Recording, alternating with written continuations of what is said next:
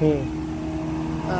আপনারা দেখছেন কিছুদিন আগে কিন্তু খুলনা ভীষণ কি লাইভ প্রচার করা হয়েছিল যে খুলনা থেকে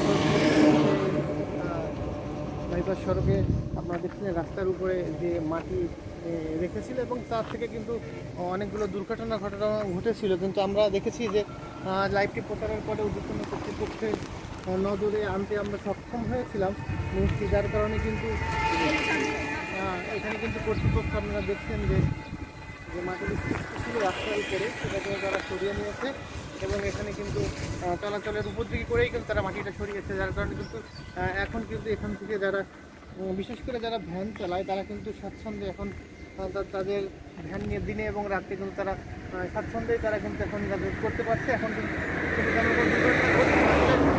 আপনারা জানেন যে এরকম জনদুর্যোগের ঘটনা আপনারা যদি আমাদেরকে মেসেজের মাধ্যমে জানান, আসলে আমরা কিন্তু সেটা তুলে ধরলে প্রকৃতপক্ষে কর্তৃপক্ষের দৃষ্টিতে আনতে পারলে কিন্তু একটা শুরু হওয়া অবশ্যই হয়। তার বাস্তব প্রমাণ কিন্তু আজকে দেখছেন যে এখানে কিন্তু রাস্তার কতটা উপরে কিন্তু মাটিটা ছিল, কিন্তু এখান থেকে এখন তার থেকে 5 ফুট দূরত্ব করে তারা সরিয়ে নিয়েছে মাটিটা এবং এখন কিন্তু চলাচলের সুন্দরভাবেই তারা কিন্তু ব্যবস্থা করে দিয়েছে। তো আমরা বলতে চাই সর্বোপরি যে খুলনা বা খুলনার বাইরের যে কোনো সমস্যা বা যে কোনো সমস্যা আপনারা যদি আমাদের মেসেজের মাধ্যমে জানান এবং আমরা চেষ্টা করবো কর্তৃপক্ষের থেকে তুলে ধরতে।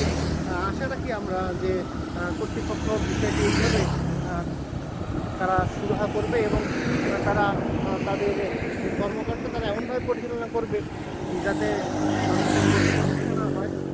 তো আপনারা আমাদেরকে কমেন্টে অবশ্যই খুলনার জনদুর্ভোগ নিয়ে আমাদেরকে লিখবেন, আমরা সেটার সুরাহার জন্য চেষ্টা করব। তো এই ছিল সর্বশেষ।